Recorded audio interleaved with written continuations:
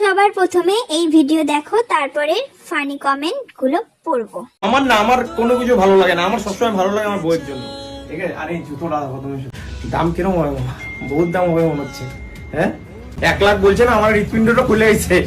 4,900 টাকা, তাও 999 তো, 4,999 তো আমার বাজেটের মধ্যে, সেই মালটা আমি শুধু চেয়েছি।